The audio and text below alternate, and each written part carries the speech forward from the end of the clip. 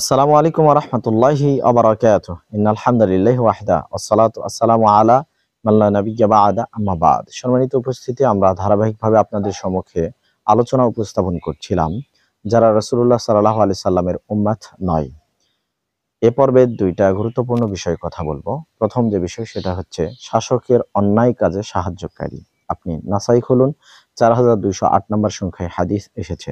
আল্লাহ রাসূল সাল্লাল্লাহু আলাইহি ওয়াসাল্লাম বলেছেন, আমার পরে অচিরেই কিছু শাসক আসবে, যে ব্যক্তি তাদের মিথ্যাকে স্বীকার করবে এবং তাদের জুলুমে সাহায্য করবে, লাইসা মিন্নি, সে ব্যক্তি আমার অন্তর্ভুক্ত নয়, ওয়া লাস্তু মিনহু, আমার সাথে তাদের কোনো সম্পর্ক নেই।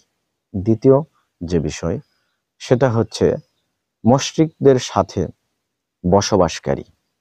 এ সম্বন্ধে হাদিস আল্লাহ রাসূল সাল্লাল্লাহু আলাইহি সাল্লাম বলেছেন, ওয়ালা তুসাকিনুল মুশরিকিনা, তোমরা মুশরিকদের সাথে বসবাস করো না। ওয়ালা তুজামিউহুম, এবং তাদের সাথে তাদের সংসর্গে মিশো না। ফামান সাকানাহুম, যারা তাদের সাথে বসবাস করবে, ওয়া জামাআহুম, এবং তাদের সংসর্গে থাকবে, ফাহুয়া মিনহুম, তারা তাদেরই মতো। আস্তাগফিরুল্লাহ। সম্মানিত উপস্থিতি, আপনি এমন জায়গাতে বাড়ি নির্মাণ করেছেন যার চতুষ্পার্শ্বে মুশরিকরা বসবাস করে এবং তাদের কৃষ্টি, কালচার, ধর্মের আচার অনুষ্ঠান, সংস্কৃতি আপনি মেনে চলতেছেন, তাহলে আপনি তাদেরই মতো হয়ে যাচ্ছেন। অতএব জায়গা পরিবর্তন করতে হবে। মুশরিকদের সাথে মেশা, মুশরিকদের সাথে বসবাস করা এটা উচিত নয়।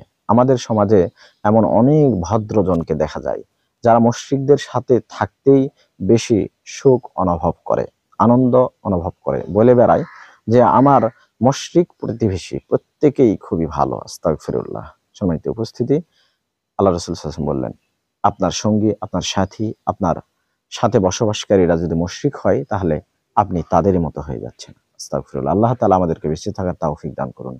আমিন। ওয়া আখিরু দাওয়ানা আনিল হামদুলিল্লাহি রাব্বিল আলামিন। আসসালামু আলাইকুম ওয়া রাহমাতুল্লাহি ওয়া বারাকাতুহু।